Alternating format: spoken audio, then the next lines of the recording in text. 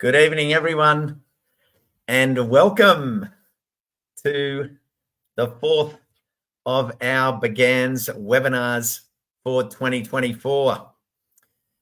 My name is Costa Georgiadis, and I am ambassador for Begans, and it's given me great pleasure to have been part of the webinar series this year. And we've got a fantastic webinar coming up titled, as you've probably seen in all the promos, the role of friends groups in botanic gardens. And we have three fantastic speakers. But before I head into there, I would like to acknowledge that I'm here in the Northern Rivers of New South Wales. It's been fantastic. I've been coming to you from 4 different locations across the month. I was in Arnhem Land. I was down in Bermagui. Then I was in last week. I was in Coffs Harbour, and this week I'm in Lismore on Bundjalung country, and very happy to be here, and really happy to see the type of information that we've shared, which is all about caring for country on so many levels. Before we get underway, and we've done this each week, can you type into the chat what word comes to mind when I say botanic gardens. Now, I'm going to just give this a minute. And if you could also, before you do that, type in where you're joining us from so I can see from which part of the country. So which town, but also which country you're on. Like I'm here on Bundjalung. Normally I live down on Gadigal land in Sydney. So let us know where that's at. So while you take a minute, 30 seconds, and type in what word comes to mind. And later on, at the end of our speakers, we have a wonderful compilation of all the words that people have posted when I've asked this question at the beginning of each live broadcast. So I'll give you about 30 seconds. Take that 30 seconds. And while you do that, I'm just going to check in on the Instagram, livers who are joining us. I just have to bring them in. So continue as is for a second. Write it in, but don't post it yet because I want to see. I want to do it as a waterfall and get you to drop them all at once. So I'll give you another 20 seconds while I copy this stream key and install that into our live feed.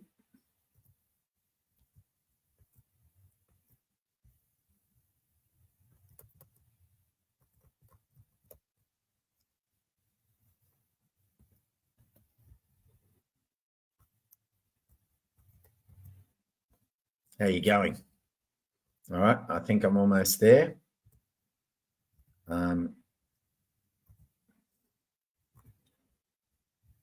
just going to bring we've kind of, this is the first year that we've actually had Instagram be able to join us, which has been good.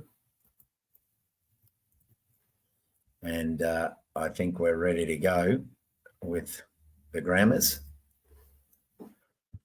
Oh, wow, I can see lots of comments have come in there, and that gives me a chance to go live with our Instagram. I think we are good.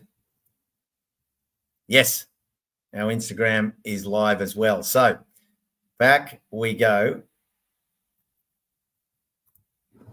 Now let's have a look at some of these comments. Wow, they're coming in thick and fast. And all the names are in there as well. Wow, thanks everyone. Big welcome. Kalamunda Garden Festival, Giovanni Luca. Hi from Geraldton. We've got Casino. We've got Garingai Country. Relax. Okay, here we go. So let go of all your comments for the word Botanic Gardens. What comes to mind? First up, relaxation from Sally Davies. Thanks, Sally. Joining again from Ngunnawal country down in Canberra. Good on you, Ellie. Preservation, David Ting. Thanks for that one, Tingy. Diversity, Sunshine Coast. Giovanni says trees. Connection, Emma. Pippa, Lucas, enjoyment. Keen, South Brisbane. Ballarat, Wattawong country, and education. Thanks, Stephen McNaught. Ballarat Cemeteries, Wattawong country. Community. Thanks for joining us, Ballarat Cemeteries. John from Bunurong country. Thanks for joining, John. Jamajai country. Where was that one? Geraldton, WA. Conservation for Botanic Gardens. Thanks for that, Linda Poole. Exotic plants. Christine, thank you. Rejuvenation. Wow. Thanks, Ellie. David Swift has got green space. Angela from Auckland Botanic Gardens, Auckland Botanic, the Lost Gardens of Helligan. Native plants, says Janelle. It is Botox of the earth. She tells Jara. Leamington, verdant. I like that one. I definitely like verdant as a word. Well, thanks everyone. What a great start that has been to the comments, and we'll get you to throw some more comments up at the end when we have a look at the word. What do they call it? A word salad. That's a little bit Greek of me to say that. It's not a word salad. It's got a name. But anyway, Annie Kaysen has said all the way from North Carolina, natives, nature, and beauty. And Spencer has joined us from the Sunshine Coast. Good on you, Spence. Lovely to have you with us. The other thing to remember, and we're going to hear a bit about this, is that, of course, we're working towards, across the month of May, Botanic Gardens Day, which is this Sunday. And we're encouraging, of course, everyone to jump out there and get out, and a word maze, thank you, or a word cloud. The word cloud. Okay, I've got my lingo right. But we're encouraging everyone to get out there and see what's going on in your botanic gardens, and go for a walk, join a tour, join a workshop, different botanic gardens, find your local botanic gardens and get involved. I'm actually going to be up here in the Lismore Rainforest Botanic Gardens, who we're going to be hearing from tonight. Now, when you do this, please share your images on those on these hashtags. More Than a Garden, Botanic Gardens Day 2024, and Botanic Gardens Day, so that we can build that recognition of this day, and that May has really become and continues to become the month for botanic gardens. So they're the hashtags. Feel free to put them out there. I might even, what I'll do is, while I'm at it, I'll just drop them in the comments here, and you can cut and paste and share them. We've got our friends from the Gold Coast, friends of the Gold Coast Botanic Gardens. Thank you for joining us. Great botanic gardens. If you're ever up on the Goldie, definitely drop in on the botanic gardens up there. Heading to our botanic gardens on Sunday for their plant sale in Kings Park. Australia Gardening. I wish I was there for that. I'll be there in a couple of weeks, so I'll definitely join in on that. That's for sure. All right. Without any further ado, I'm very excited to introduce our first speaker. So I'll just get that off the screen. Excuse the overblow of the lights here. The motel here just has one phase on the lights, so I can't create Botanic Gardens mood as much as I'd like to. So a little bit blown out, but I think you can see enough of me. And it's not about me, it's about our speakers tonight. And here we go. Our first speaker is Tracy Whitby. And as I said, from right where I am at the moment, Tracy's president of the Friends of Lismore Rainforest Botanic Gardens here on the north coast of New South Wales in the town of Lismore. She joined the Friends on the day the garden officially opened in 2013, which is a wonderful legacy. We're talking 11 years, just as she retired from being a language teacher for over 30 years. The garden is her gym, where she helps train the garden's guides. She loves the wonder she sees in school children's eyes as they spend a few hours on an excursion. So, Tracy, let me find you here on our stage. Welcome to our webinar, Tracy. Great to see you here. Thanks, Costa. Great to have you in Lismore. Oh, I'm looking forward to dropping in on Sunday morning for a little bit of a wander around and a cup of tea, of course. Yes, definitely. Wow. So you've been involved for 11 years now. We've got some wonderful slides for you to share with us, but just one quick question before you get underway. What has kept you there for 11 years? Oh, the people, Costa. The friend, sorry, my voice is a bit wrung out. The people who volunteer. The whole place was formed by volunteers, planted by volunteers. It's still run by volunteers with a committee of volunteers who've been there for a very long time, much longer than me.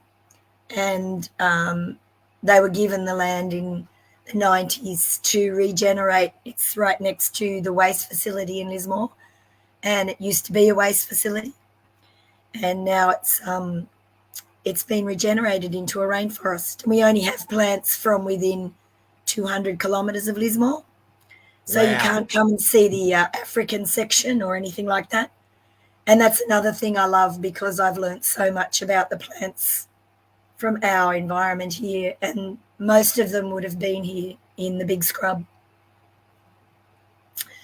But it is the people, I think, on Happy Volunteers Week, everyone. Yeah, exactly. I just love National sharing. Volunteers Week. Yeah, sharing. We share everything. We share ideas. We share perspiration. We share veggies, seeds. We share hints. We share everything we do. And I really liked that, and I liked it from day one. Paula. Oh, thank you, Paula. Paula says, my family loves exploring all the various gardens and the hill climb. It's beautiful to think that this is a celebration of your local area. And as Helen says, love that the local native plants and the education that you're sharing and that connection that Paula and Helen are latching onto. Oh, we're very lucky too. We had a lot of support from the local Widjabul Waiable people and of the Bundjalung Nation. They told us a lot of stories about their plant use. We have recorded their stories. You can listen to that in the gardens. And I think it's great to have them there all the time, just to remind us of how much they've looked after our country despite everything we've done to it, and just caring for it. All right. Well, thanks everyone for your comments. Helen, Paula, there's some wonderful chat coming in, and remember, rack up your questions. Any questions that you have for Tracy, and of course, our speakers to follow in John as well. And now, Tracy, I'll just put your slides up. Here we go. So over to you, Trace. Yeah, I just thought it would be good for me to show you what I saw on my first day. I went for a walk up the big hill that Paula mentioned. It's actually a hoop pine forest, and it was planted a long time before the gardens were opened by some foresters that were doing a bit of an experiment to get rid of camphor laurel, which is a very big pest around here. And we decided we hadn't done anything in the gardens with that. And one of our presidents at the time, Mari Matthews, decided that she was going to put a walk through the forest, and it's now one of our star features. But while I was walking around on my first day, I had my camera, and these are just some of the pictures I took on the first day, and I was in love straight away. I love it. In love straight away. Mm. And there are so many, like Paula says, we've got quite a few different gardens. We do have a sensory garden, which is a little bit more unrainforesty, but we do have lots of rainforest sections, rooms they're called, and we've got 6 rainforest rooms. We've got just one garden that's just Wilson Park species garden, meaning the original plants that would have been there in that area before. And we do have the hoop pine forest, of course, a eucalypt forest, and we've also got a useful plants garden and a palm valley garden, a palm gully, which is obviously full of palms. I planted hoop pines at my place. Good on you, Giovanni. Yeah, exactly. Dan said, I love the preservation of our unique plant life. It makes traveling to the regions even better, which is exactly what we've been doing with the talks, as you know, and we're heading over to New Zealand because BGANZ is Australia and New Zealand, and our wonderful second speaker is Viv Canham, who'll be coming up. But we've got more comments coming in. Do you want to push on with the slides a little? Yeah, and I just wanted to go back to the theme of this year's Botanic Gardens Day, and that is that it's more than a garden. It's protecting our plants and landscapes, and we love that theme because for us, that's exactly what we're doing. We're not planting things that don't belong here. We're not trying to. We're just trying to make sure that the plants we have in our rainforests continue to thrive in this area. So there's a lot of science going on in our gardens. We're trying to overcome myrtle rust, which is attacking a lot of our syzygiums plants and others. So we've got some experiments going on with that. That's my next slide, actually. I think can you move it? I think we had success. Yes, I think you might be. Yes. Yeah, so there you this go. is our curator, Peter Gould, who's planting Rhodomyrtus in a special area, and they'll be monitored there for a myrtle rust study that's taking place around Australia. This is out of bounds, of course, to the public, but just to give you an idea of the science and how important that is to us as well. And we do work with Big Scrub Conservancy. We hope to be working more with the Southern Cross University and other native nurseries in the area that provide us with seed and come to our gardens to get seed and cuttings, etc. We've got a lot of threatened species that I think some of them, we're probably the only place that they can be seen. Even the ones in the wild are sort of being protected now. They're not obviously easy to find. And so we do have an uncommon plant section, which is the plants that we're trying to help regenerate again. They all have different sorts of problems. Could be fertility, which we know is a big problem at the moment with some species. Could be climatic. Most of the time it's because of human intervention, of course. But we've got a pretty good success rate in looking after those plants in our gardens. And then I'll show you, we've got an amazing group of volunteers. When they started, they didn't have anywhere to sit even except on the ground. And that's a picture of them probably 30 years ago, I'd say. And the lady in the middle in the red jumper is Pat Offord, and she was a long-term president and the curator for a very long time until probably just about 5 years ago. And we still have Jeff working there. Jeff's in his 90s, and Wow, he works really? in the nursery. Yeah. Oh, maybe that's actually a photo fairly recently. And he loves, he used to work very hard in the gardens, of course, but now he's been able to take it easy in the nursery. He's amazing. Yeah, that's awesome.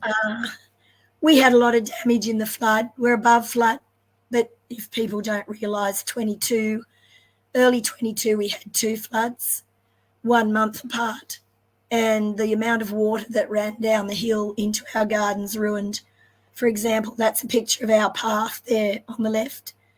And we had to redo the sensory garden totally. We still haven't repaired some of the paths, but we have been able to do a lot of them. And so it's just showing you that we had to start again in some parts of the garden. Some are still under reconstruction. We had 700 mils in 24 hours. Whoa. After we were already in a minor flood. So that explained it. These are our elders. That's Thelma James and Mick Roberts. They're the people that come, and there's a picture of them there talking to our volunteers.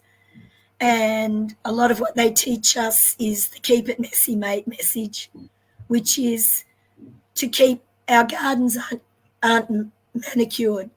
It's not like Brisbane or even Mount Anna or Sydney Botanic Gardens. They're just a rainforest. And so we keep all our ground covers native. It's messy. It's a messy rainforest garden.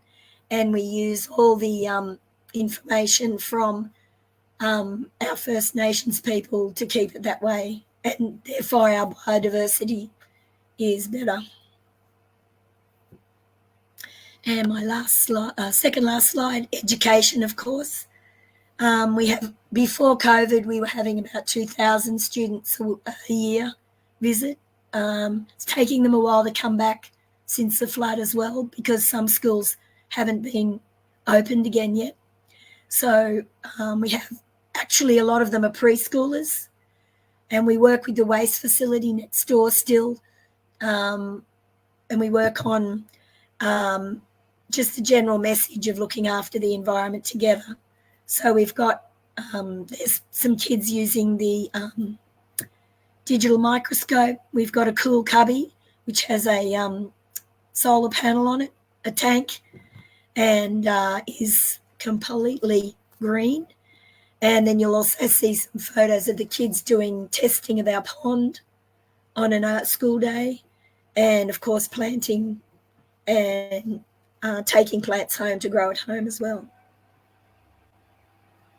And then this was Costa, who came to visit about 2015, 16. And he came wandering through to give us some ideas. And that's what volunteers love. They love feedback. So everything you're saying about it is great. And thanks for all our visitors.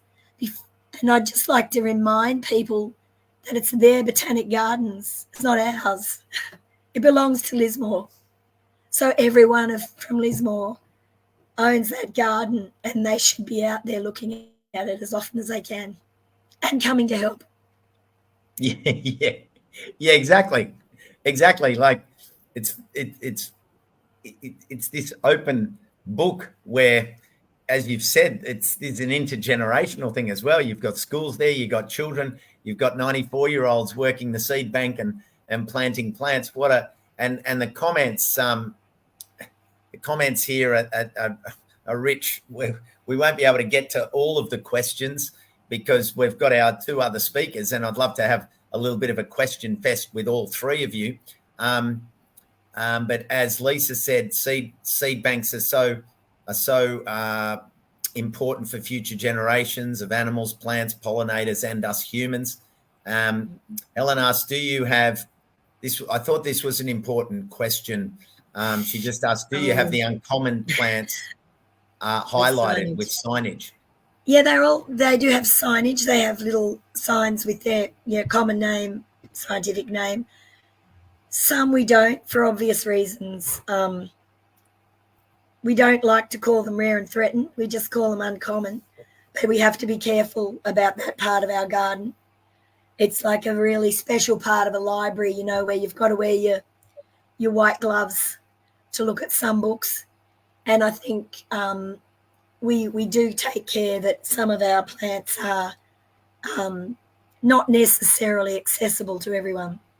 But if you come on a guided walk, for example, or organise your own guided walk, we can organise for that to take place. But yes, they are all signed. Yep. Okay. Well, look, what I might do, we've got some more questions, so we'll have all those in the chat, and we'll come back to a few of those so that we can head across the ditch and hear from our next speaker. So just while we're there, I'll just take this one off. And wow, there's still so many more questions coming in. David said he's coming down to visit. Love the analogy to rare books. That's a great comment. I do too. It's been fantastic. And yeah, you might want to jump on and have a look at some of the other questions here if we don't get them all to them all, Trace. But thank you for sharing such a beautiful story about the Lismore Rainforest Botanic Gardens. And give it about half an hour or so, and I'll bring you back, and we can have a bit of a yarn all together with the three of you. Yep, and don't forget, Costa will be at our gardens on Sunday from 9 till 10 o'clock. So be there. I'll probably be there earlier. Yeah, I will be there earlier. All right. Well, thanks, Tracy. I'll see you in a bit. Mm-hmm. Wow, that was a fantastic explanation of that wonderful volunteer gardens. And gee, your comments, everyone, are just brilliant. Absolutely. So many good thoughts and provocative ideas being shared around what Tracy and the team are doing up there. And comments coming in. Lots of thanks. A museum of plants.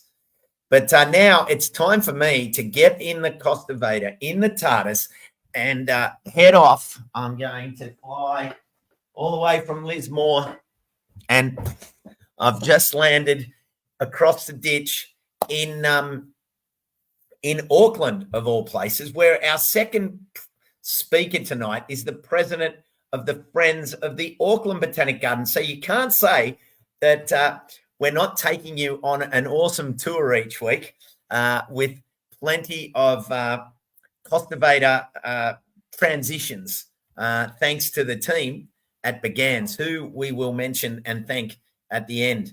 Now, our speaker is, as I said, the president, Viv Cantham. And Viv's love of gardens probably started while she was a poor backpacker in the UK in the 1970s, staying near Kew Gardens. Oh, yeah, that's like staying right near the epicenter.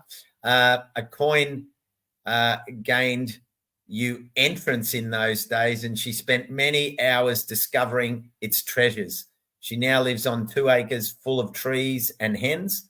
Viv had a career in property management and finds her skills very handy when it comes to administration of the Friends group and the fundraising involved. So let's bring Viv in. Now, where is she? Here we go. Hello, Viv. Yeah, hello, Costa. I'll speak loudly so you can hear me from over there, eh? Exactly. I'll use the tin can phone, and we'll bring you across. So lovely you could join us, and so lovely that we've had the width and breadth of Begans, as its full name, in in our conversations over the month. Tell us a little bit about, much like what I asked Tracy, how did you sort of get involved with the Friends? I like that background of how Q got inside and under your skin and made you a plant lover. But how did you kind of find the Friends and go down this road? Yeah, well, strangely enough, we have a little tractor and trailer set up at the Botanic Gardens for giving people who are less mobile able to get around the gardens. And I was asked to be a guide on that, did that for a few years. And of course, doing that every weekend, you got to see quite a bit of the gardens and meet a lot of wonderful people, a lot of overseas folk, particularly. And then I was asked to go on the committee and just probably taking my rotation in the seat for a year or two. Fantastic. And just before we get into your slides so people can see just what the gardens are about and what you're all up to, what is it that keeps you there? What do you get out of it? And why, for all the people watching this, and hello to all the replay viewers as well. What is it that just draws you to be involved? Okay, well, I think that everyone has the desire to have done something worthwhile for the world in their lifetime, and I've got the time and still got the energy, and I think I can do my little bit to help enhance something in our community, which I think is so very valuable. Helen just asked, how do you maintain momentum in Friends groups and attract different demographics? Is that something, this is something that Tracy, we can probably return to this question, actually, Helen. I think it would be a good one. But while we're here, Viv, what's something that you're doing to blow this out? Well, I actually will speak to that in my slides, actually. So. Oh, okay. Excellent. Yeah. And Angie's jumping on the legacy is very important, great or small, and I couldn't agree more there. So what do you reckon? Will we bring up your slides? Please, that'd be great. Here we go. Oh, right, the wrong end. So if we go back to the start, that would be great. There we go. That's me. We'll speak to that for a moment. Okay. I'd like to tell you about Auckland, New Zealand Botanic Gardens and what the Friends do to promote and support it. And for a bit of background, our gardens is just over 40 years old. It's 64 hectares. It was formerly farmland. Has about 30 staff and 120 volunteers to support them. And our Friends group was formed just a year after the gardens opened. We have about 250 members. So unlike Tracy's Lismore Rainforest, our volunteers are actually run by the gardens staff. And the volunteers can be friends. Most of them are friends of the gardens, but that's not compulsory. So fundraising is how we need to fundraise in order to support the gardens. So yes, if we can, please go on to the next slide, Rebecca. So this is some of the things that we do to enhance the visitors' experience when they come to the garden. So like a lot of the Botanic Gardens on the top left there, we have plant sales, and that's a big source of our income. So that's we get about $23,000 a year from plant sales. Top right, that's the library, which the Friends helped fund to build. It is a reference library for the staff and for the public. It is integrated with the Auckland Public Library system, but it is not actually a lending library. On the bottom left there, that is Neil Palmer. When he was a resident artist, every 2 years we have a resident artist working in our visitors centre for about 2 months. And there Neil is showing all the work that he produced in the time that he was with us. And when the residence artists work, they work obviously in front of the public, and they also have workshops, various workshops, some for children, some for people with a lot of knowledge. So they're always very popular. And on the bottom right is a little tractor and trailer setup that I was telling you about, very popular with the children as well. And Rebecca, if we can go on. Thank you.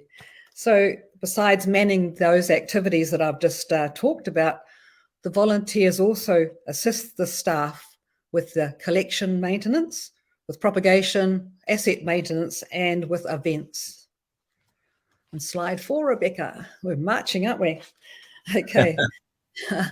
Now the left-hand plant is very interesting. That is the Bartlett's rata, and it's unusual in that it's a white flowering rata. Most ratas are red flowering, and this particular tree was almost extinct. There were only 18 trees left in the country. So together with the Department of Conservation and the local iwi, the local tribe Ngāti Kuri, the Botanic Gardens went and got some cuttings and brought them back, and they've successfully propagated that plant. And they also have trained a member of the Ngāti Kuri in propagation, so that that will help preserve this wonderful tree. So besides conservation, we also help fund research. And on the right-hand side there, that's an ongoing trial. That's been going since about 2016, and we're trying to breed a camellia that is resistant to petal blight. All right, Rebecca, on we go.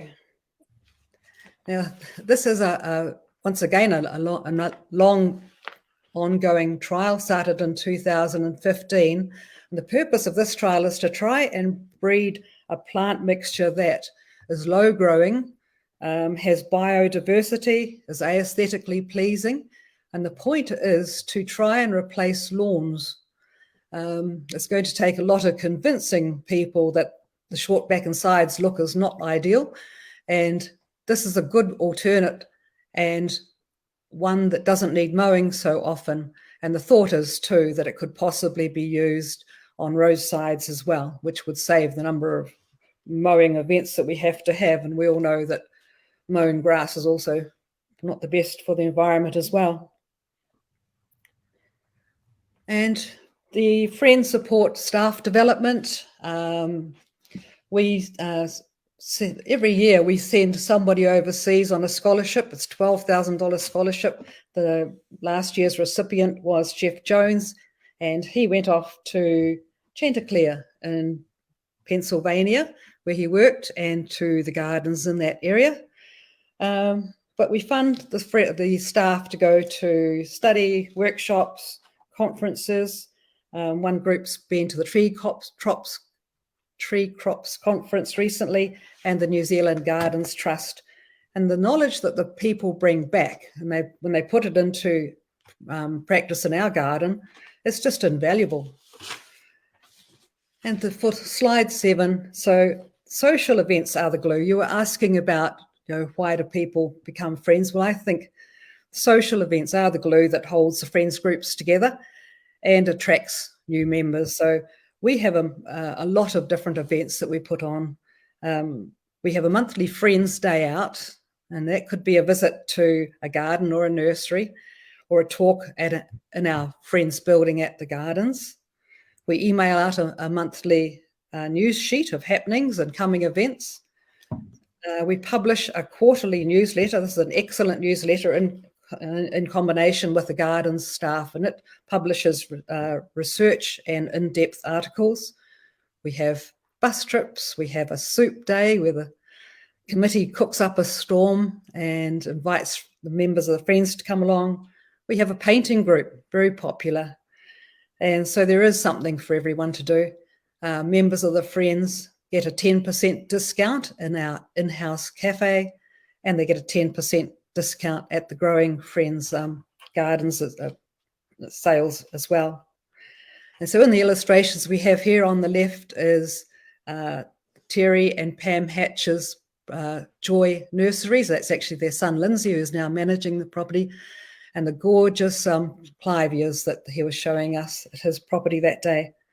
On the right is Zealandia Nurseries, one of the largest commercial nursery in New Zealand, and we were impressed when we were there with their innovation, their recycling, and their sustainability. And we're so interested, all the irrigation water, for example, there's holes in that concrete floor there, and the water is all collected, tested, balanced and used again. They heat their own, or the heating system is a wood burning boiler, and on it goes, and they have a sustainable forest which they get their timber from. And finally, the very important event that we have, it's been going now since 2006, and this is a Sculpture in the Gardens event. So we partner with the gardens to put this on. It's quite an undertaking, but very worthwhile. So it attracts a different sector of the public than what might otherwise come to the gardens. Yeah. Yep. So when the event is on, which is over 3 months, we have about 330,000 people visit during those 3 months. That's been the average in the time. It's a free event. The friends get 30% commission on any sales, and generally the friends purchase a piece if they think it's going to fit.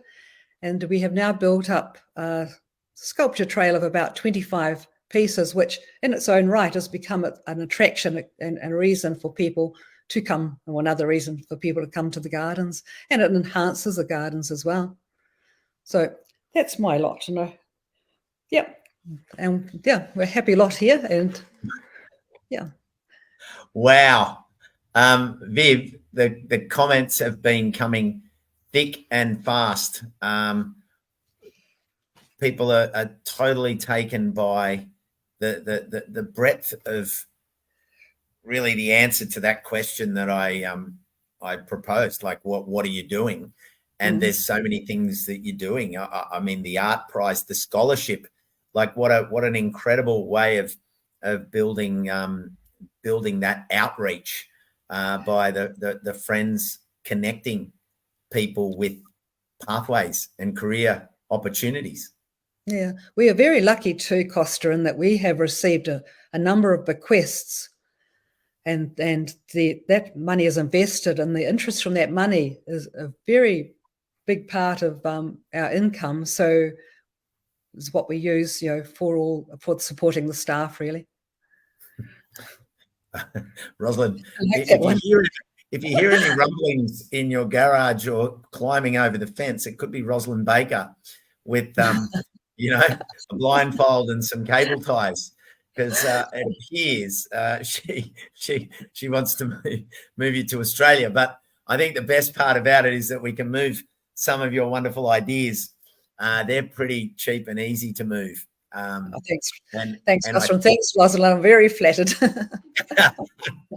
And I think that's what it's about, incubating these ideas and sharing them across Begans and across the Botanic Gardens network. Exactly. And something like the sculptures is one thing, but the scholarships is another. And one thing right back at the beginning that you mentioned, and a lot of people were really taken by that, those trials on the meadows.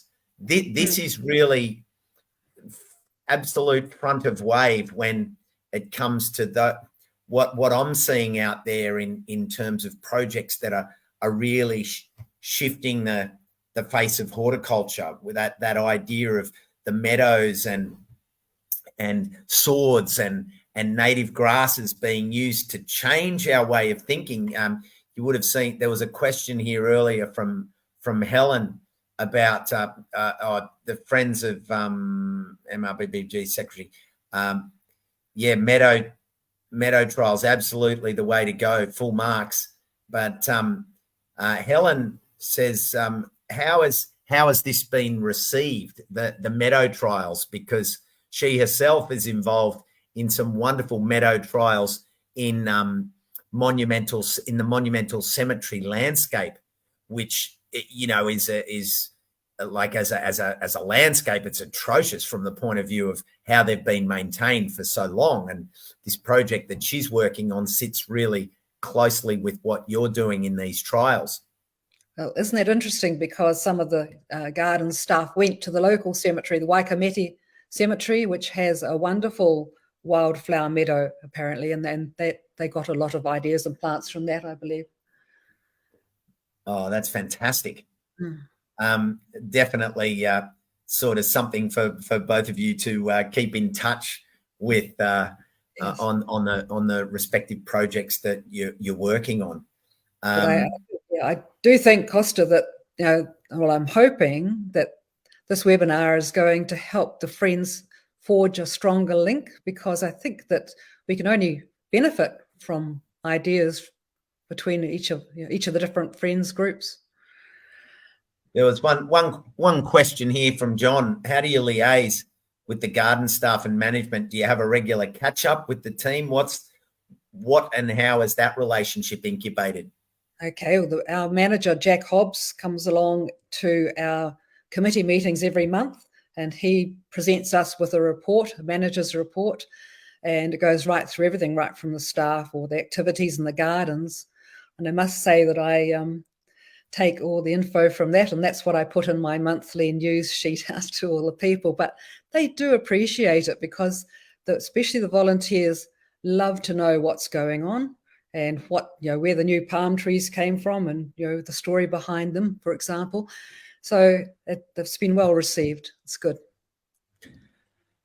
All right. Well, there's plenty more questions coming in, but I think it's time for us to head over to our third speaker, so that we can then get the three of you together. So, Viv, thank you for a fantastic chat, and I'll bring you back in about 15 minutes or however long John needs. So I'll just drop you back into the green room. Thank you, Viv. It's been fantastic, and the chat is going off. All right, so back into the Costa Vader.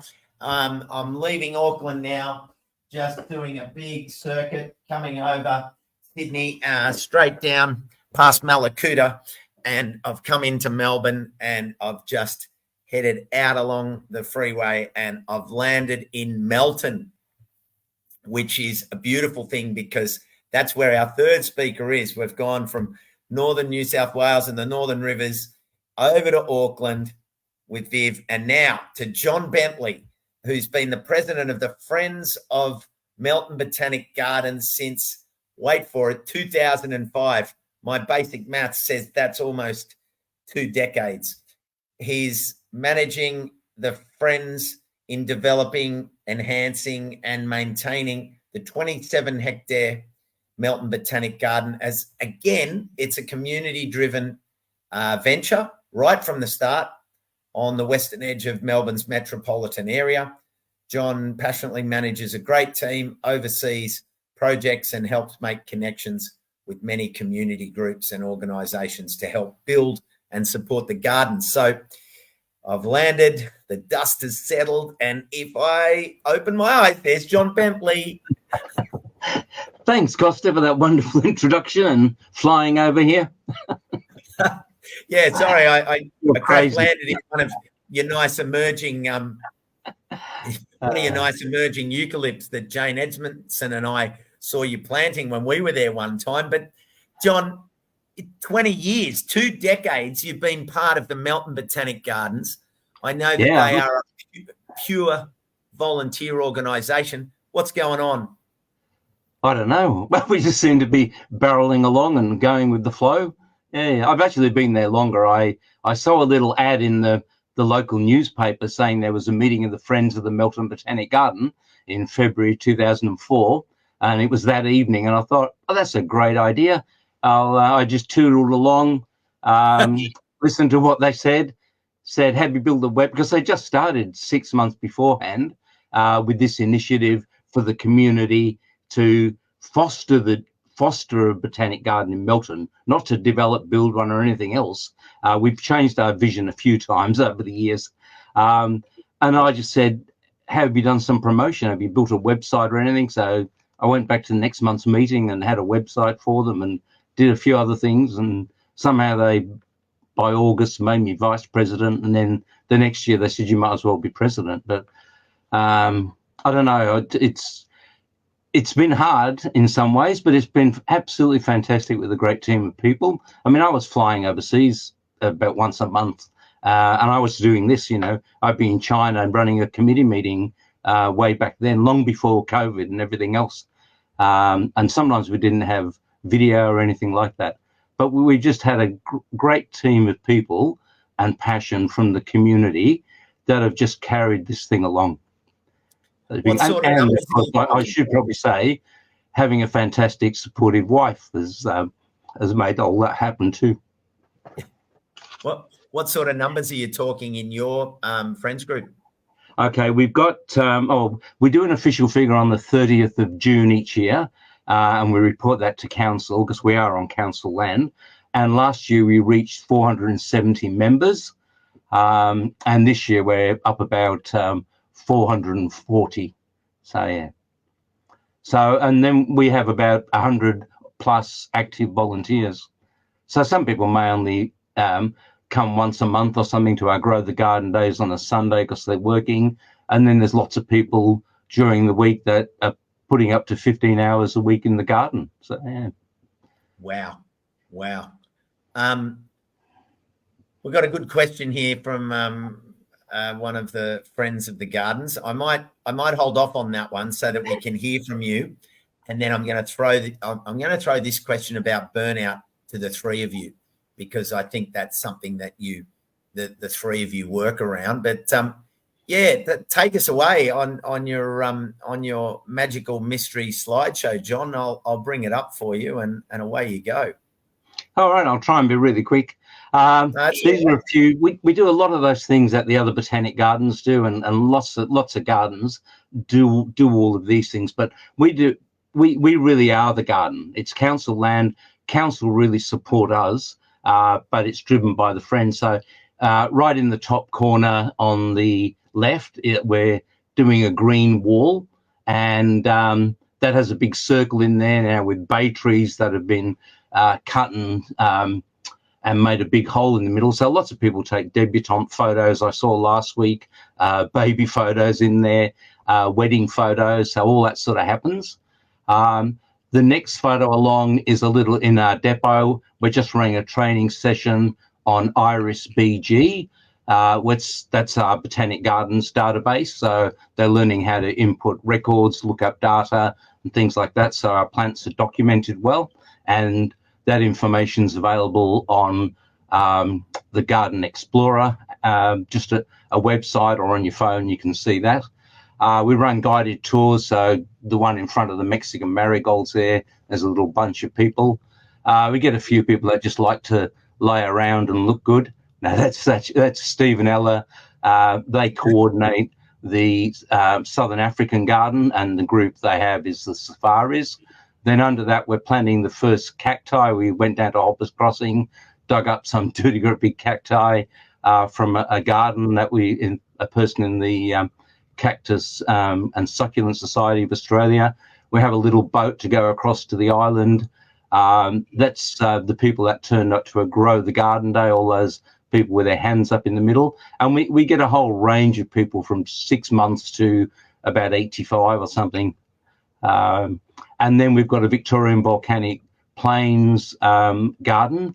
There's a little chicken wire fence around that, so that keeps the rabbits out. And we do all sorts of things like lots of mulching, weeding, planting, and all that type of thing.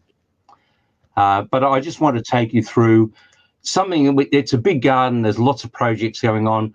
But one of the projects that the Lakers group do, and they work all the way around the outside of the lake and in the middle of the lake on this island. And that's planted out with local species. And that's what we've been promoting as one part of the garden. But we're about 70% native and indigenous plants, but we do have other things like Californian, which is that garden area being developed on the right-hand side. And we've got a Mediterranean region garden and a Southern African region garden. But this is 2023. You can see the island in the middle now has lots of plants across it. This is what it looked like back in 2015. It was full of serrated tussock, broom, boxthorn, marshmallows that were taller than my head in some spots, and mustard weed, and a few other things. So Jill, who heads up the Lakers group, said, I'd like to do this out as a bird sanctuary island, and got a grant from Melbourne Water, and we had a contract to go out there and do all the weeding, and we managed to get a boat given to us. Really? Yeah, well, it was through a Rotary donation, so you saw that yellow boat before. But way back in, and it's an artificial island and lake built back in the late 70s. So we had all these geese on there, built up to 36 geese. So we worked with council and they relocated them to a farm or a sanctuary somewhere. But they were attacking everybody and wrecking everything and just stopping the native birds getting on there. So this is it now. I think I took this last month. You can see the island out there, and the bird life across the lake is really good. So we have lots of groups coming just to do bird watching. We've made this area of the garden a nature and conservation reserve.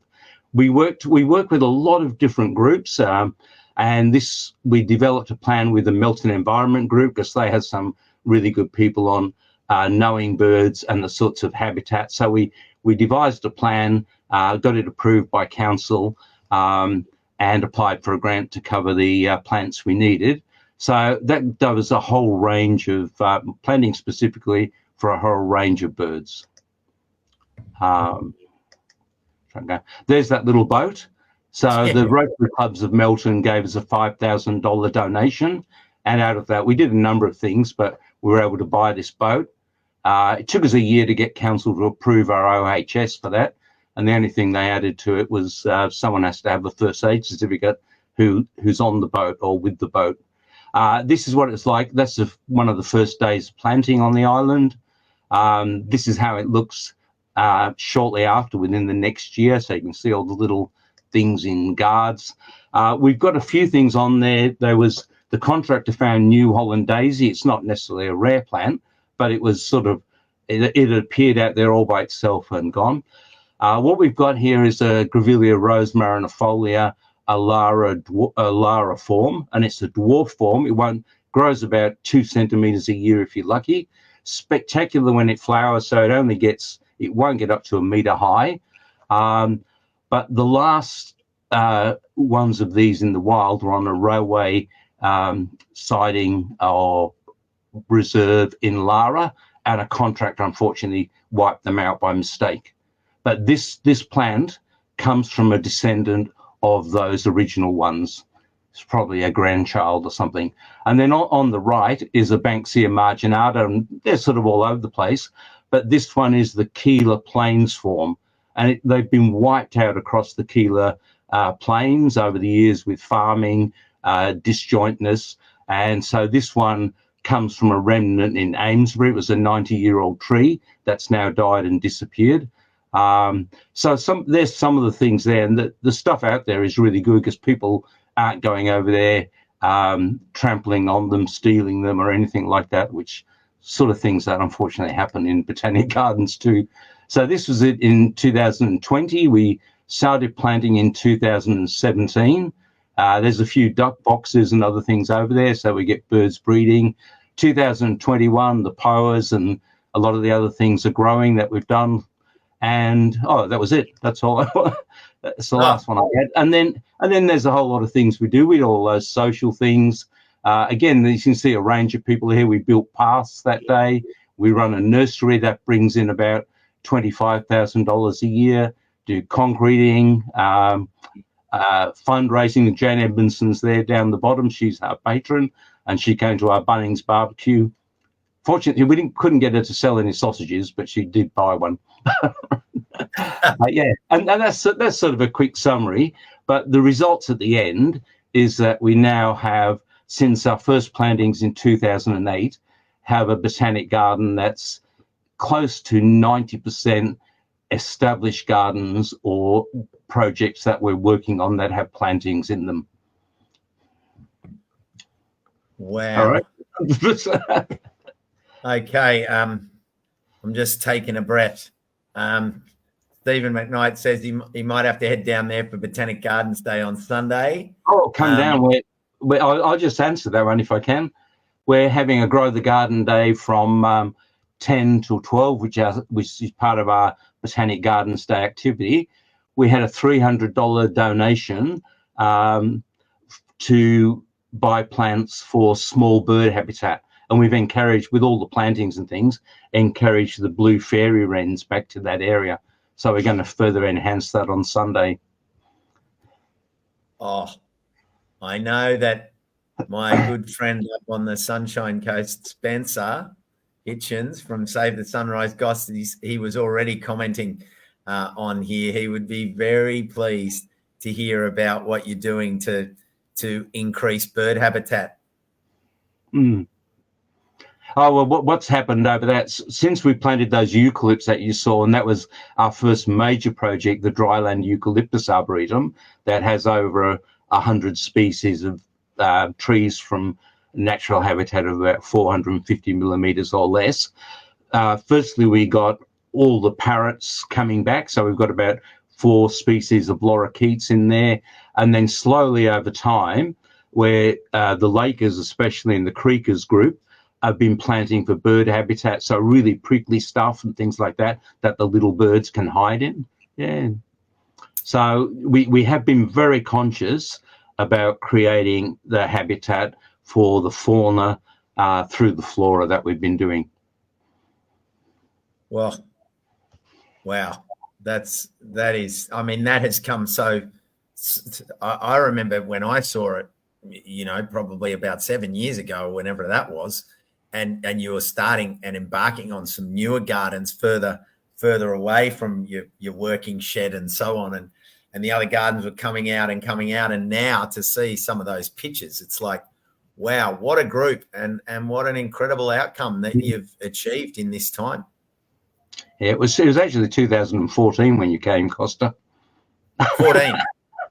10 years. You wouldn't believe the place now. The Southern African gardens behind me, and that's absolutely spectacular right throughout the year. We've got, any time of the year you can come and see eucalypts in flower, plants in flower. Certain garden beds have a good flowering time, but we're encouraging people that. And we have a motto. One of the things that's helped guide us is a motto called growing plants, growing people.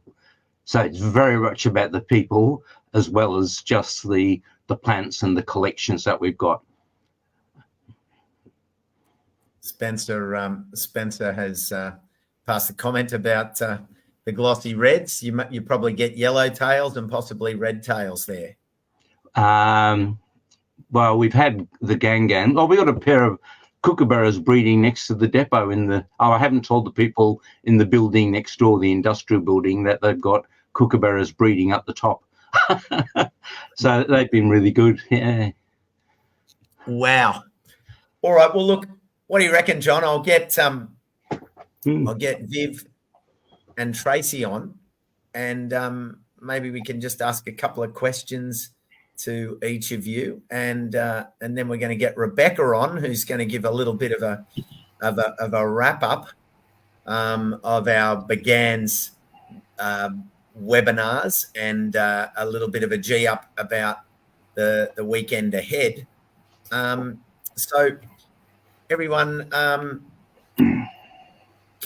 it was going to be that question I was going to ask. How have the three of you, and how do you manage that reality with volunteering, given that, all of the people you're working with are volunteers? How do you manage the question of burnout and, keeping people's energy levels, ebbing safely?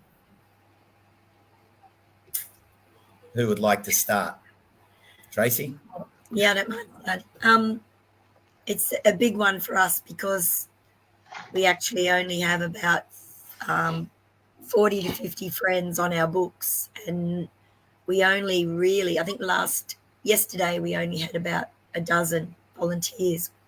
We only get together for 3 hours on Wednesday morning, and there are a lot of other guides that don't work on Wednesdays because they work outside in society, so they can only come weekends.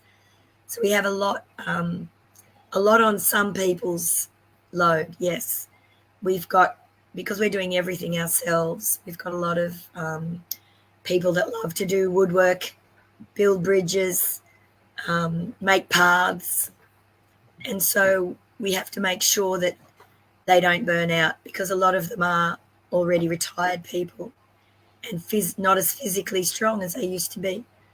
But we try and make it, I suppose, that we balance the work and make sure that each week, perhaps, unless they choose to, we've got some weed warriors that just love weeding, and they're a really tight little group and they really work hard following our maintenance plan. But otherwise, yeah, try to just put as much variety into the work as we can. We don't do that much planting anymore. We do a little bit in autumn, but we've pretty well planted out most of the areas we can look after. So it's tricky, because a lot of the work we're doing now is maintenance and it can be boring. But on the other hand, we've got people that can do drone shots of our forest. We've got bird people that can count our 100 species of birds, things like that.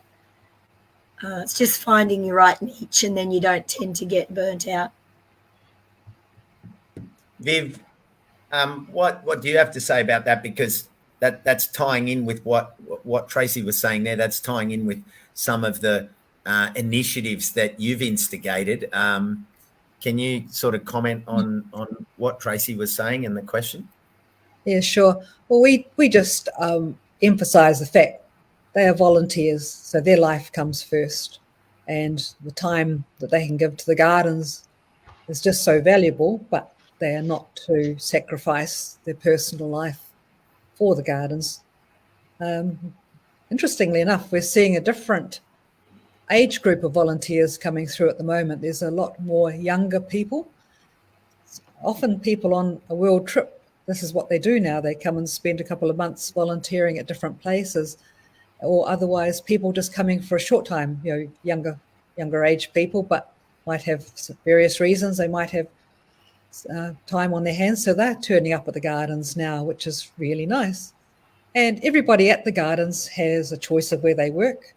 If they're on lonely jobs like in the library or running the Wirra Rambler little tractor, they get to have get-togethers every now and again, like a morning tea or a lunch or something. So get to know their fellow workers. Yeah, that's the way we do it. And John? Yeah, well, probably very much like what Viv said. I concur with all of those that we do. We try and let people find what they would like to do. We give people roles if they'd like them, like you might be the team supervisor of the Gumnuts group, or you might be the curator of the sensory garden or the bush foods garden.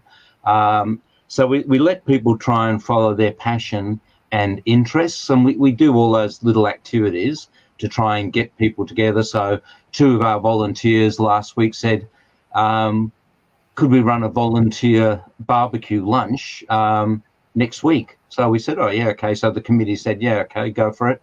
And the volunteers who wanted to come in or were on site, we just all had a nice little sausage sizzle together.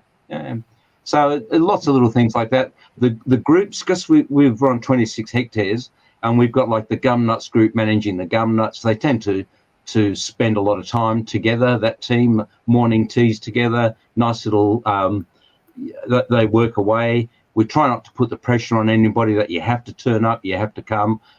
Whatever people can contribute is really valued. And also saying thanks to people, just really simply, and we're genuine about it because we are very thankful for what everybody does. So we try to do that. Personally, I don't know, I just always been into stuff. So yeah, I retired 10 years ago from a university position. So I was flying up to Sydney, flying overseas and all that sort of stuff. Well, a few people have commented and said, you just swapped one full-time job for another, but this one's not paid.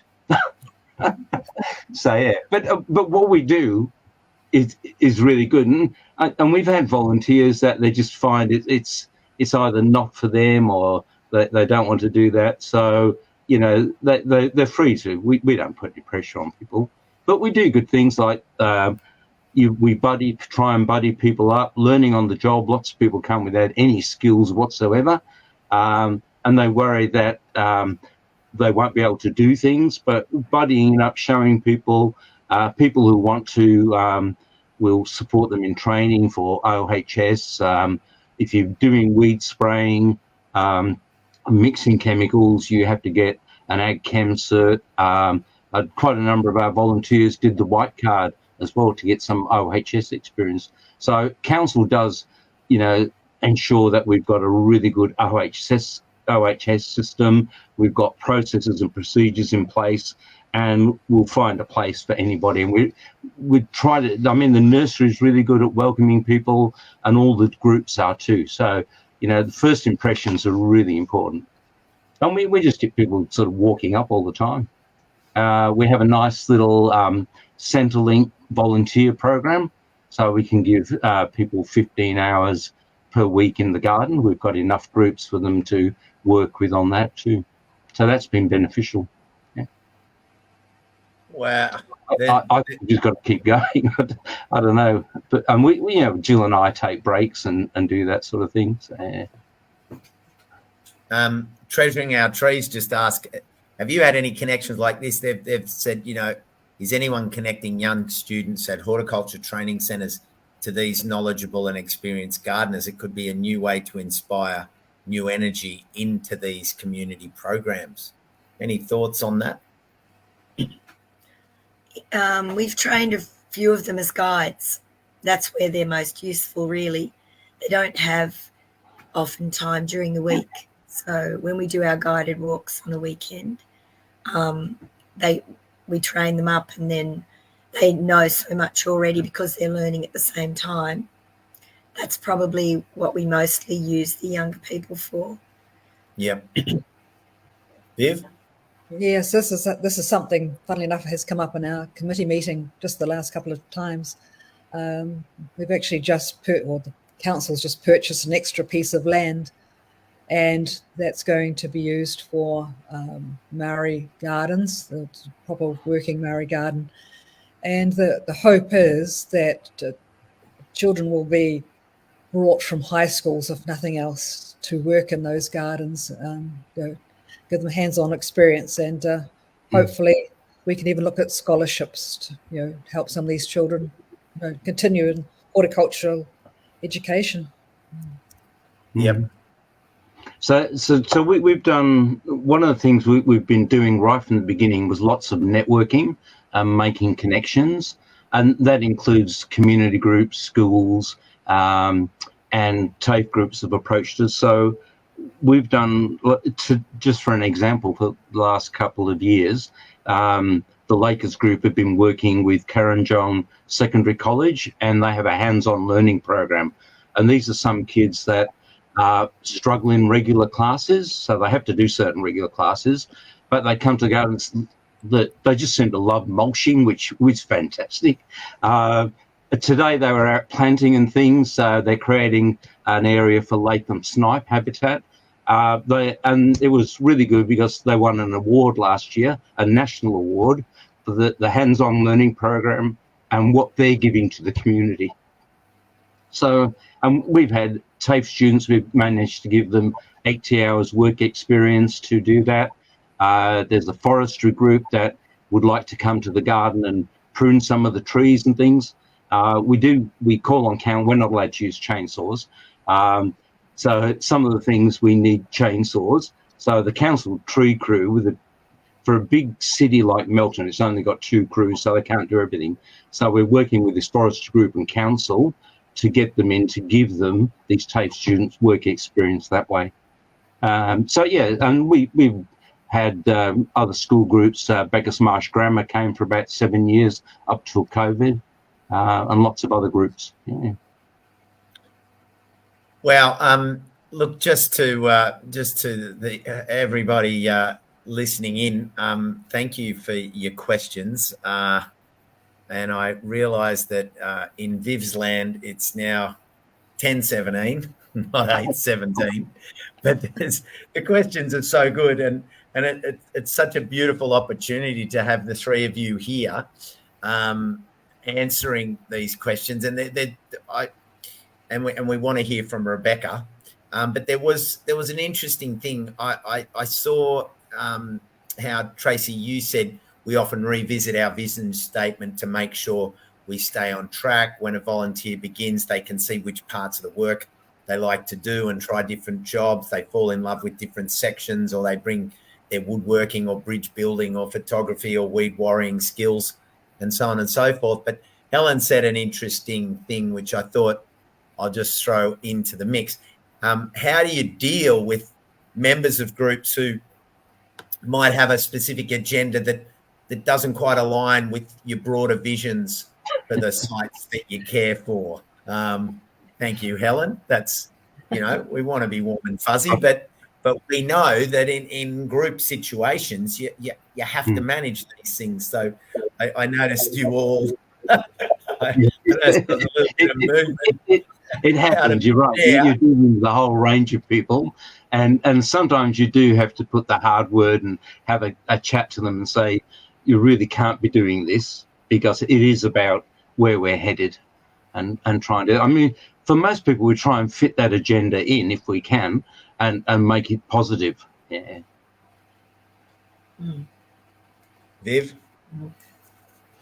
Well, I was just wondering whether Costa, I could share something that from Jack Hobbs, actually. It's probably not quite so much to do with volunteers, but we were chatting over what makes a good friends group, and I really liked what he said.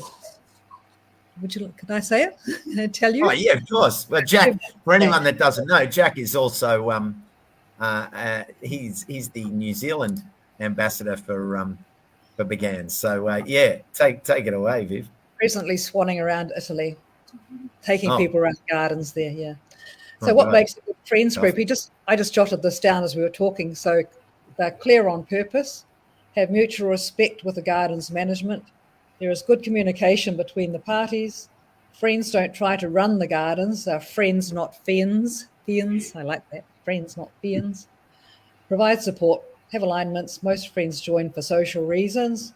So friends groups can provide more of this, and friends can provide political associations and influence. So just some more thoughts. Yeah, wow, that's a good range of good summing up, isn't it? Yeah. Yeah, and that's the reality. I mean, it's like the reality of life in your communities, in your workplaces. You've got a mix, and us plants people, we're all passionate, and everyone brings that passion, and managing it is part of each of your roles in that figurehead role that you play as well in managing people and personality. But as Viv said at the beginning, though, we have to remember that we're volunteers too, and so we have to make sure that we don't feel worried about it too much. I mean, we can't let it affect our lives if things aren't going as beautifully as we'd hoped. So we have to really try to manage it by communication, like they've said, but also just to find, it's so easy nowadays to find other things that people can do. They may not want, most volunteers don't want to do what they did every day in their career. So you might have the most amazing accountant come join your friends group, and you go, yay, a treasurer. And they just, no way do they want to touch a number. And so it's really difficult, but because they come with so many wonderful skills. But we have to understand that they're coming for a rest, and they're coming to do something they've never done before sometimes. So if you keep that in mind about how you joined up, it helps to understand when people have these different desires, but keeping with the message, like as I said at the beginning, your theme for this year, which is about, it's actually the key is the challenge between just making a nice garden or preserving a landscape that's been here for thousands of years. So we have to remind people that we're not just making a pretty garden. Mm. Yeah. One of the things I like to do is also try to challenge people and give them new tasks and new skills. And I'm learning things all the time. We don't stop learning. We've had one of our person who just a volunteer, but they stepped up. Her husband's now the team supervisor of Gumnuts, but she's now using Web Explorer to audit the plants in the garden, check what's there, and the new plantings. She's making all the flag labels and things, so she's learnt botanic names and various other things associated with that. She's still learning, but our process is that before they're printed, they're checked, so we pick up anything like that. But you can see people really starting to blossom and learn new skills. And then working in the garden and the nursery, we just get fabulous comments from the public. So you see what's happening around. So people just love it. It's great for their mental health, great for their physical well-being and their social contacts. And we all experience that. So, yeah. Can you hear me? Yes. Oh, good. No, I just had someone say that they'd lost sound, and I wasn't sure if they'd lost me or themselves. Wow, look, Viv, I'm conscious of our time, and I'd like to bring Rebecca in. Viv, if you're comfortable and want to say goodbye, I'm happy to let you go, and we can do the wrap up and look towards Botanic Gardens Day with Rebecca and set you free into your evening. Oh, that's fine. Thank you. I'm happy here. I've got Pippa here from the Gardens as well, and she's starting at 7 tomorrow morning, but she's hanging on in here too, so that's good. Oh, so you're happy for a little bit longer? Yeah, we're good. Okay. Well, everyone, unfortunately, Cass, our wonderful fearless leader of Begans, had to look after her little one tonight because there was a little bit of, this is family life and juggles when people's works change. So in her place, Rebecca, who you've probably seen, she's a wonderful part of the Begans team, and I'll mention the whole team in a little bit. But Rebecca, take it away. Tell us what Cass wanted to yarn to us about on this final of our webinars for the month. Well, basically, Costa, she wanted to say thank you, a huge thank you to all the speakers that we've had this month in all the 4 webinars, including tonight, John and Tracy and Viv. You've all been fantastic and so inspiring, I think. Even me, and I'm a diehard plant lover, I got goosebumps while you were talking. And if I can get goosebumps, then anybody can. So thank you all so much. And it was also to thank the team behind the scenes that you don't see. So it's National Volunteer Week, and it's a fantastic time to thank all those volunteers. So maybe the first slide, Costa. Oh, okay. That's it. That's fantastic. Oh, so, thanking you, Costa, because Costa does all this for free. He doesn't get paid. He just does it because he loves it, and he's our ambassador, and he is just a wonderful person, and I just wish we could clone him. Keep it on the first one. Thank you, Costa. Yeah. So the production team, we've got Ellie Cheney. She's from the Australian National Botanic Gardens in Canberra, and she volunteers her time. Pippa Lucas works at Auckland Botanic Gardens and has been helping Viv. and the rest of us. James Roche, he's a student at the ANU in Canberra who's been working at ANBG and has done some social things for us. Me, of course. Yay. And I'm paid by Begans, but I do it anyway. I just love it. John Arnott, long time I think he was one of the people who started Begans, hundreds of years ago. And he is just the backbone of all these webinars. He has wonderful ideas, and we never, ever want him to leave. Another person we have to clone. And then also another volunteer we have so we did a call out to all our members. Could people volunteer to help me? Because there are only 2 staff members at Begans, myself and Cass, the CEO.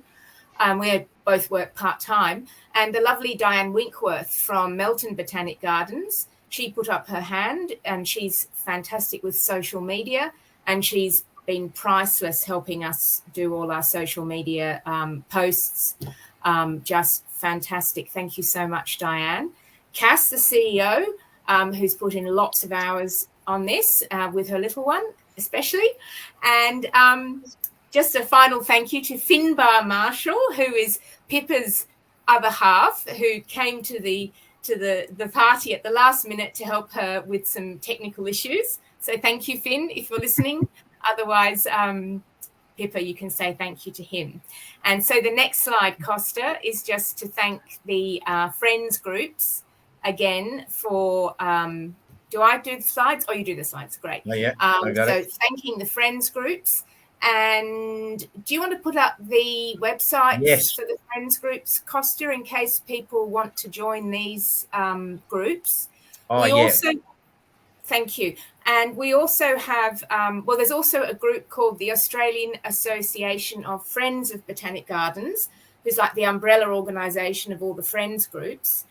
So if you are not in Lismore, Auckland or Melton, but you want to join a friends group, go to the AAFBG website, which Costa will eventually put up because it's right at the back of the comments, or I can put it in a minute. I'll put it in the comments. Facebook's not letting me comment anymore because I've commented so much. They think I'm spam. So go to AAFBG and then you can find your local friends group, and I'm sure they will welcome you with open arms. And as you can see, you can volunteer to do anything. They'll find a role for you. And the other people I wanted to thank is the audience, all the people who've joined in over the last month. I mean, thank you, Costa's, groupies. You've been great, and everybody else who's joined. I hope we've got a few more followers. Join, go to our website, go to our socials, follow us. We'll be doing this again next year. It's our 10th anniversary next year of Botanic Gardens Day. So hopefully it'll be bigger and better than ever. And then I wanted to remind you all that Sunday is Botanic Gardens Day. So this is a day when everybody goes to the Botanic Gardens and celebrates all the work that they do and the fact that they are more than a garden. As you can see, and from the last months, they are vital to protecting our plants and our landscapes. And go to our website, which is begans.org.au, and there's links there to all the events that are happening around Australia and New Zealand on Sunday. Some are happening on Saturday as well. Go along to your garden, take a photo, tag us with those hashtags that are written there, hashtag Botanic Gardens Day, hashtag Botanic Gardens Day 2024, and hashtag More Than a Garden 2024, and then we'll be able to share your photos and promote the day and promote Botanic Gardens and all the wonderful work they do. And the last thing we were going to do, Costa, was to ask I'm ready. You're ready? Fantastic.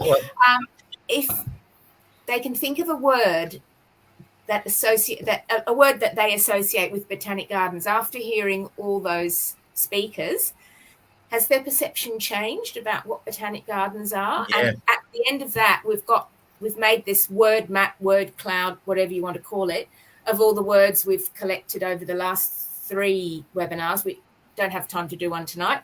And just be interesting to see how they relate to each other.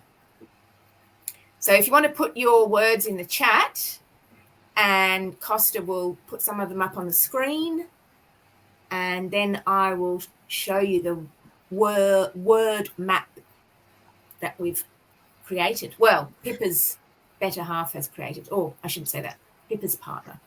Look at this. Legacy, growth, habitat, inclusive, connection. Oops. Fantastic. Inclusive, connection, Connections. community. Wow, these words are coming thick and fast. Thanks, everyone.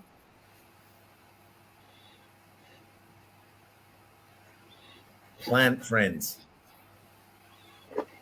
I could add that to dedication. I could call it planet friends as well.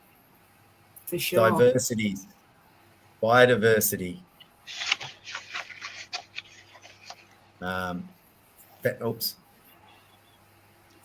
Diversity, family, social well-being, collaboration. Wow, caring, sustainability, friends. I can't keep up with the comments at this stage. I'm I struggling. don't know how you do it, Costa. You're like an octopus. Education. If I look a little bit, sort of, I'm on the screen, but I'm sort of scanning away here. I'm not being rude to our speakers. I'm just managing. Together, that's a good one. Protectors of life, well-being. Wow.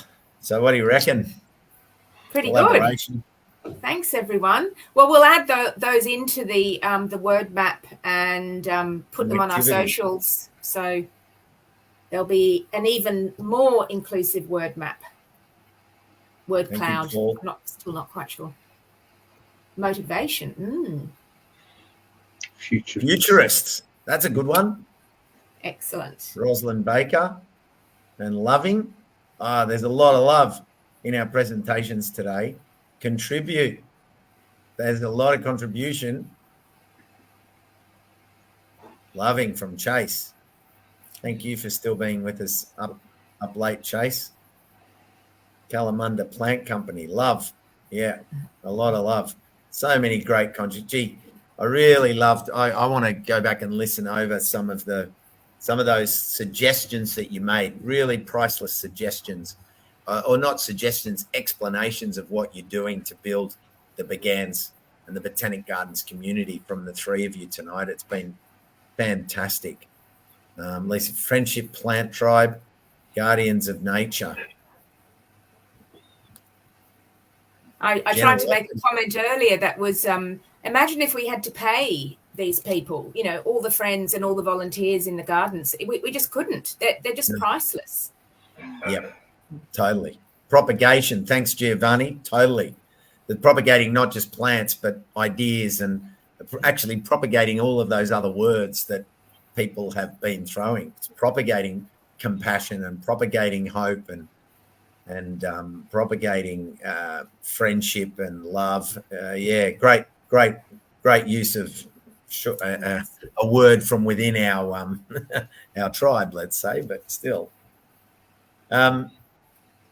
Do you want to show that word map, Costa? Yeah, let's do it. Here we go. So this is from the last 3 webinars. And I think the bigger words are the ones that were more common. But look at that.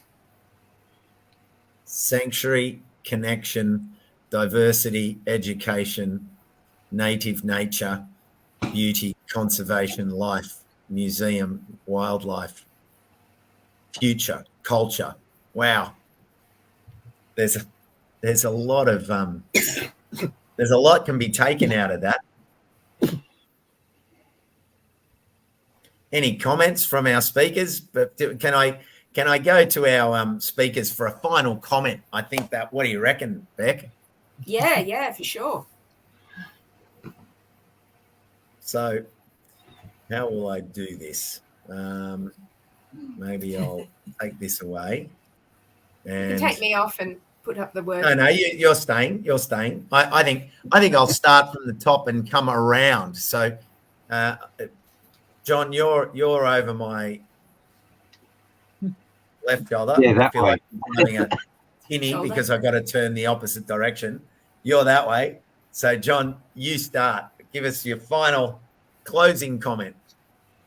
I'm just amazed at all the people and their comments that they've actually put in, and I just think fantastic. The words just capture everything up. And one word I didn't see there was sanctuary, but they're sort of refuges, refuges for people, refuges for plants, and for all aspects of life. So I just and it's absolutely fantastic being part of a botanic garden and a friends group and mixing with the community. So I would just encourage everyone to look for something in your local botanic garden.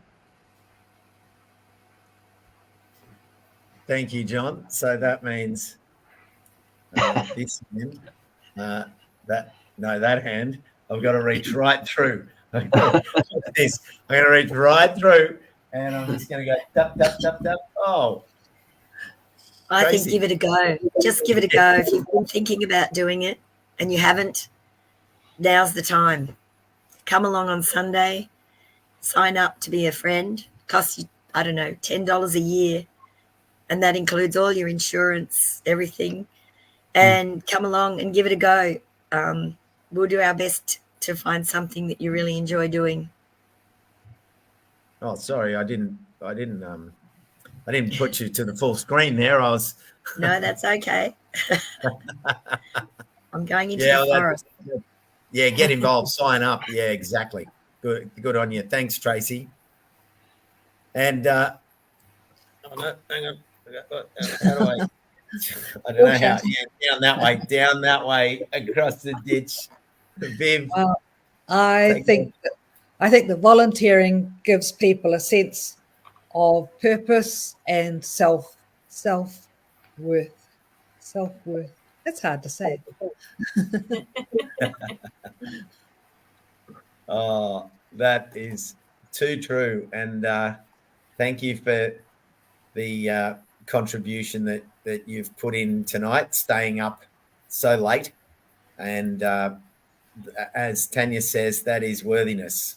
And it's been beautiful to have you with us and to build that connection that is Begans, that it is about opening up all of these ideas, all of these stories across Australia and New Zealand, so that we can learn from all the gardens, from the bigger city gardens right down to our community gardens that we've heard from this evening. So,